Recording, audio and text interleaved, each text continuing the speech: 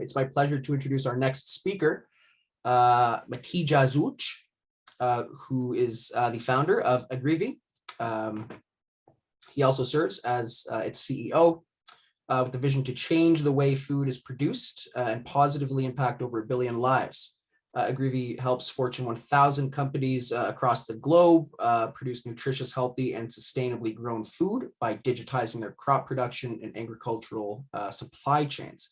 And today, he's here with us to discuss the topic of digital agriculture as a backbone of food safety and stability. Matija, it's a pleasure to have you with us. The floor is yours. Thank you, Franco, for introduction, and hello, everybody. As we have a global audience, I can welcome everybody with good morning, good afternoon, and good evening, and glad to be here with you today. So I'll try to share our experiences with digitalizing agriculture across the globe and how we see it as a backbone of food safety and sustainability.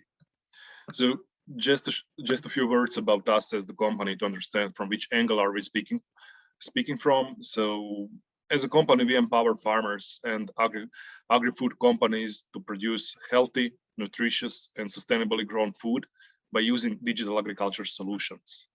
And today, as you all know, we have, and you could see that from some of the previous speakers. So what is important with agriculture technologies is that the last decade we spent in market education, and we could see a lot of categories of agri-tech products arising and providing new value to the market. And what is very important that if you take a look at all those technologies from customer point of view, from a farmer point of view, from a food company point of view, then you can see a lot of solutions that are a lot of isolated islands. As a farmer, you need to log into 10 different systems a day and extract the data if you want to make some holistic decision. So farm management software as a product category within agri-tech segment took the role of system of systems to connect all the data on one place. And this is what we have been doing for the last 8 years within the industry. So Agrivi is a farm management company that has built one of the market-leading farm management platforms. And we are a process-based tool, and you'll see that from customer examples and case studies that I will try to showcase. But what is very important that it provides the integration of all the data on one place to make holistic decision making and provide focus on what's actually important, and that's solving actual pain points in your daily life. Today we work with customers in 100+ countries across the globe. So we like to say wherever something grows, we have a customer there. So we work with companies like Nestle, Driscoll's, Kimberly-Clark, or other companies from food and agriculture value chain, whether this is a smallholder farm, whether this is an enterprise big farm, food company, trader, food processing company, or agribusiness bank, or even government. As a company, we are recognized as one of the global leading companies within farm management segment. And today, I would like to share 3 case studies, basically, to start thinking about what are the actual processes that happen today, where we can actually apply digital agriculture as a technology and solve those issues immediately. Where we see a lot of challenges today is on farmer adoption side, and waiting when farmers will be ready to adopt all the tools. And I think that we need to start to take a look at things from a bit different angles and try to address from more holistic point of view and a collaborative point of view to bring in the technology.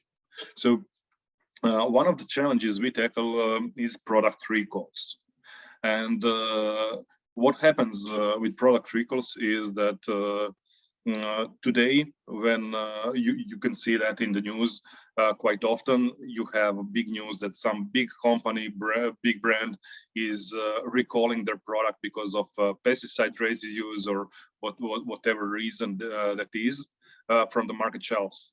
And actually, that's a huge problem for the entire food industry, as the average cost of product recall is around $10 million in direct costs.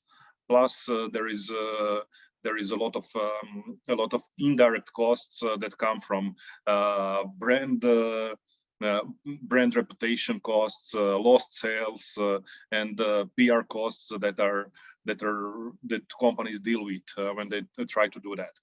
So what we do as a company, we work with food companies that are sourcing crops from farmers and that want to mitigate risks of product recalls and ensure that food safety is highest.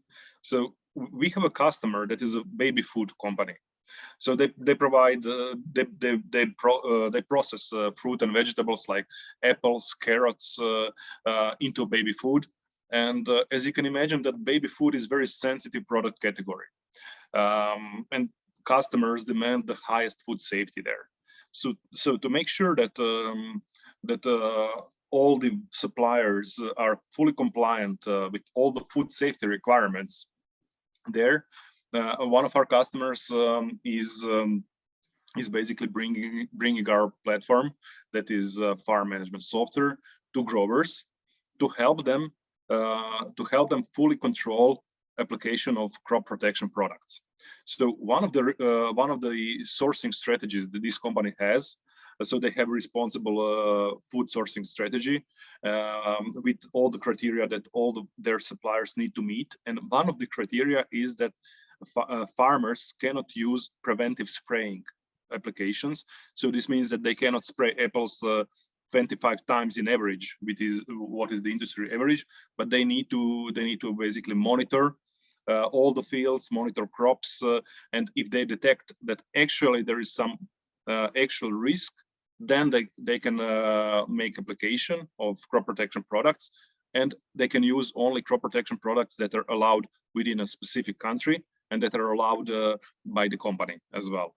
So how it works, so the company brings in our digital agricultural platform as a part of their supply chain platform to all growers they work with. They provide all the best practices, how to grow exactly with which agronomic practices to meet all the quality parameters. But farmers also receive various insights, like one you can see here on the image below, where on each field where there is a risk of pest or disease, farmer gets alert, and that exactly on that field they have risk of specific disease, and these are possible products they can use for spraying. And when they spray, they register the spraying, so the company has full traceability available. And through that, the company fully controls the application, helps farmers to meet all the responsible sourcing criteria, and mitigates the risk of product recalls. And they decrease the risk quite a lot on the percentage basis. The second example is also related to the food processing company, one of our customers as well, and it correlates with food waste. So as we all know that 1/3 of all agricultural products are wasted, and majority of that happens as well in the processing and transfer phase. So one of the examples is we have a customer that produces sweet corn in a can, and it is a premium brand. So what is important with premium to ensure the premium quality of sweet corn is that the time from harvest, from combine to the can final product is as short as possible. And to ensure that, this customer has built fully integrated supply chain. So around every factory they have around the world, they contract growers within 65 kilometers to make sure that they can collaborate with them, that they can provide agronomic services to them, and that they can basically operate a lot of their fields. So one of the challenges they had is that within 4 hours from combine to can, they didn't have time to do the quality testing. And they sampled the cans later on after they were produced to make sure that it meets all the food safety requirements. So what happens is that if they detect too high residues within a specific can, they need to throw away the entire batch. And throwing away entire batch means that entire harvest on a specific field on a certain day is being wasted. So it's huge financial loss, and it is huge food waste. So completely opposite to sustainability. But this was acceptable loss for them to ensure the premium price, and this is how it works today in the industry. So how we deal with that with that problem is that, again, basically they bring in our technology to growers. Growers get all the recommendation how to grow it. They provide agronomic advisory through the platform. But to deal with this specific challenge, basically we provide a dashboard that showcases when it's safe to harvest a field. And basically, the agronomist who is in charge of harvesting activities sees green or red. And green means today this field is safe to harvest, and red means it's not ready to harvest. So we try to provide complete decision-making support to companies to mitigate losses. And basically, with this kind of dashboard, we reduced food waste, and it was multi-million euros food waste per factory for 90%. So this was the result. And the third example that I would like to share is connected with the application of climate smart practices. So we are working on a climate smart rice production with a customer in Myanmar, where they are. So they work with 4,000 smallholder farms. And as you can imagine, working with smallholder farms is often challenging because there is a very diverse level of education, level of technical capabilities. So they have agents, agronomic advisors that work with those farms. And you can see them there on the image above. So this is the image when we did the education to them, how to use our farm management system to track everything that farmers do. So each one of these agents visits a farm, and they have a central knowledge base within our product, where they have for entire season the agronomic practices that are fully in line with climate smart rice production. So each of these agronomists, when they visit the farm, they take a look of everything that farmer did in the past day. They basically see all the satellite imagery, the weather conditions, the pest risks, give guidance to farmer, take the data from farmer, as those farmers are unfortunately not on the level to use the technology fully standalone because of the business skills primarily. They have smartphones, but because of all the skills, so they're just receiving the information at the moment. And afterwards, basically, that agent is also tracking the data and ensuring that those farms meet all the climate smart rice production conditions. So the platform allows them to ensure full traceability of rice production, to report about climate smart rice production KPIs. That is very important for their funders, basically. And in the end, without traceability that is being collected in the platform, they wouldn't be able to export. So they're able to get global GAP certification from the data they collect, and they're fully eligible to export to Western markets as well. So through these three examples, I wanted to showcase how digital agriculture can be brought basically to farms with the support and collaboration of the value chain, where the value chain is actually subsidizing the cost of technology to farms and financing that, because even on the US market, the latest surveys show that two biggest obstacles for adoption of digital agriculture technologies are first, cost of technology. So farmers need to bear the cost of technology, and they have a trouble to do that. And the second is a lack of education and understanding of the value of technology, where they use it better if somebody is there to support them about the usage of technology, and this works well, especially in collaboration with companies they work with on a daily basis.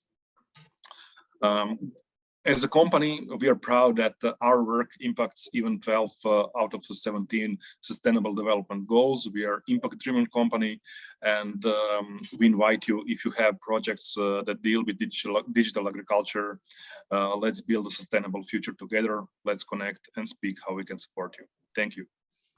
Thank you so much for that, Matija. Very exciting stuff for all of our viewers and attendees today. A reminder that if you have any specific questions for our speakers, including Matija, please pop those into the Q&A box at the bottom of the screen. We'll do our best to get to as many of those as possible during the panel discussion a little bit later.